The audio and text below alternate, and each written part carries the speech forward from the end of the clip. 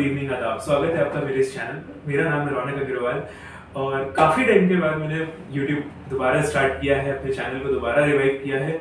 और अब मैं कोशिश करूंगा कि हमारा जो अप्रोच है मेरे इस वीडियोस के प्रति, जिन भी टॉपिक्स के बारे में हम बात करेंगे, जिन भी कॉन्सेप्ट्स को हम समझने की कोशिश करेंगे, उनको अब हम एक प्रैक्टिकल नजरिए से देखेंगे। क्योंकि आप लोग जो पढ़ाई करते हो, आप लोगों ने अभी तक जो सीखा है, वो सब आप लोगों ने कहीं ना कहीं एक एग्जाम पर्सपेक्टिव से सीखा है। तो पर हम कोशिश करेंगे कि as an entrepreneur, as a professional, as a practicing CS, as a CS student, आप लोगों का जो अप्रोच है अब वो एक प्रैक्टिकल वर्ल्ड से भी कनेक्टेड रहे कहीं ना कहीं। तो चलिए, आज का ये टॉपिक है, आज का मेरे इस वीडियो का टॉपिक है 1% कंपनी। 1% कंपनी, जिसको शॉर्ट में ओपीसी भी बोलते हैं, is a form of business in which a single person can also register themselves as a private limited company. So basically, 1% company is a subcategory of private limited company which is registered by a single person, as it clearly is suggested by the name itself.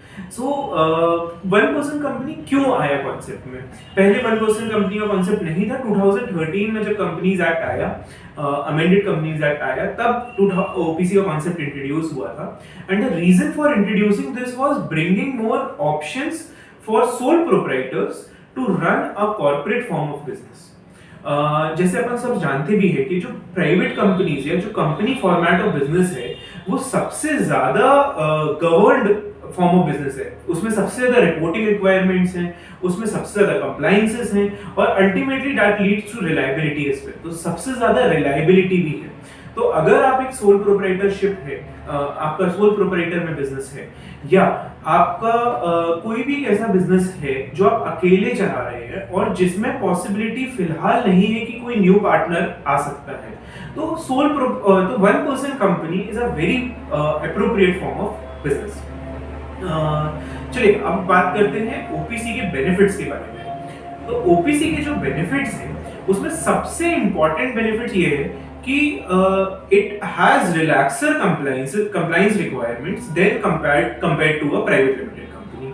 क्योंकि obviously public का stake involve नहीं है, multiple लोगों का पैसा वगैरह लगा नहीं है, किसी का इन्वेस्टमेंट नहीं है, मल्टीपल डायरेक्टर्स इन्वॉल्व नहीं है।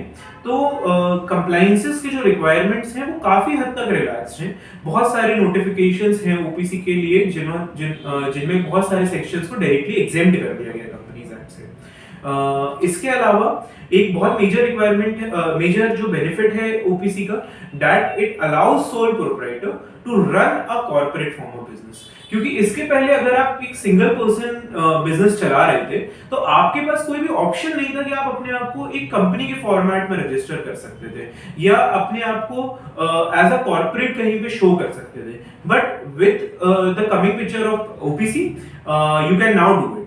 तो आप अपने सिंगल पर्सन बिजनेस को, चाहे वो आपकी एक छोटी सी शॉप क्यों ना हो, चाहे वो आपका सिंगल पर्सन स्टार्टअप क्यों ना हो, चाहे वो आपके एक फ्रीलांसिंग प्रोफेशन क्यों ना हो, आप इन सबको एक कॉर्पोरेट स्टाइल में आप चला सकते हैं। So this is very important benefit. इसके अलावा एक बहुत प्रैक्टिकल बेनिफिट जो लोगों को ओपीसी के आने से हुआ है, that is it has help people expand their government contracting work. So अगर आपका कोई ऐसा बिजनेस है जिसमें कि आप गवर्नमेंट टेंडर्स वगैरह के लिए अप्लाई करते रहते हैं, तो गवर्नमेंट टेंडर्स में यूजुअली देखा जाता है कि उनको उनका पुराना ट्रैक रिकॉर्ड देखना होता है कि जितने भी जो आपका बिजनेस है उसका पुराना पास्ट परफॉर्मेंस क्या था, उसकी ऑडिट रिपोर्ट्स और उसके अलावा उसके सारे जो डॉक्यूमेंट्स हैं। तो सोल प्रोप्राइटर्स में क्योंकि बहुत ज्यादा रजिस्ट्रेशन रिक्वायरमेंट्स होते नहीं है, तो बहुत सारे एंटरप्रेन्योर्स के पास ये डॉक्यूमेंटेशन की कमी हो जाती थी। इसके कारण कई बार होता था कि आप अपने बहुत इंपॉर्टेंट टेंडर्स या बिजनेस अपॉर्चुनिटीज मिस आउट कर देते थे। With coming of OPC, if you go ahead with a OPC registered business, then आपकी ये एक इंश्योर हो जाएगा कि आपके पास डॉक्यूमेंटेशन हमेशा थॉरो है। क्योंकि अगर आप कंप्लायंसेस नहीं कर रहे हैं तो आपको लेट फीस भरनी पड़ेगी, तो ultimately you will be doing the compliances. तो अब क्योंकि आप कंप्लायंसेस कर रहे हैं, तो आपका डॉक्यूमेंटेशन हमेशा अपने बिजनेस के प्रति बहुत थॉरो रहेगा। तो that helps you get more and more business opportunities. इसके अलावा एक जो बहुत इंपॉर्टेंट बिजनेस फैक्टर है वो है रिलायबिलिटी। इसके पहले अगर आप सोल प्रोप्राइटर में बिजनेस कर रहे हैं, तो अगर मैं एज अ वेंडर, मुझे आपके साथ कोई बिजनेस डील करनी है ना, तो मेरे पास कोई भी सोर्स नहीं है कि मैं आपको वेरीफाई कर सकूं किसी भी तरीके से कि आपका बिजनेस किस चीज का है, कहां पर रजिस्टर्ड है, उसका उसमें कैपिटल कितना लगा हुआ है, उसकी फाइनेंशियल पोजीशन क्या है, मैं कहीं पर भी चेक नहीं कर सकता हूं किसी प्रोप्राइटर का। लेकिन on the other hand if I am dealing with a 1% company, उनका मैं सारे रिकॉर्ड्स एमसीए यानी कि मिनिस्ट्री ऑफ कॉर्पोरेट अफेयर्स की वेबसाइट पर इजीली जाकर के चेक कर सकता हूं। तो this improves a lot of reliability in the market, specially when you are dealing with bigger clients, bigger vendors, so that you can obviously you can easily approach them and they can carry out a very thorough due diligence of your company. So this is a very important factor. Now so benefits mein these were some major benefits which you can have from 1% company. Now we should also talk about the demerits. So demerits में companies की क्या क्या है, 1% company के क्या आएगा। जो सबसे इंपॉर्टेंट डीमेरिट है 1% कंपनी का वो ये है कि 1% कंपनी हमेशा सिंगल पर्सन ही चलेगी। यानी कि अगर आपको उसमें किसी और पार्टनर को लेकर आना है, किसी दूसरे डायरेक्टर को लेकर आना है या किसी दूसरे शेयर होल्डर को लेकर आना है, तो आपके पास उसमें रिस्ट्रिक्शन है कि आप 2 सालों के पहले वो नहीं कर सकते। अनलेस 2 सालों के पहले अगर आपको करना है तो उसके सर्टेन टर्नओवर क्राइटेरिया रहता है कि एक सर्टेन लिमिट के ऊपर अगर आपका टर्नओवर क्रॉस कर रहा है then only you can do that, otherwise you need to wait for 2 years.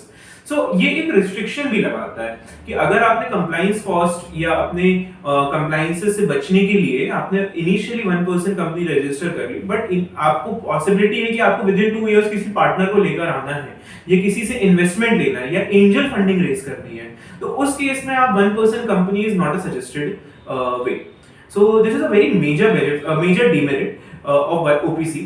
So it is more like if you are a single person, if you are a freelancer, if you are running a business all alone, so you can definitely go for an OPC, but you need to have a very thorough understanding and a well planned business for it.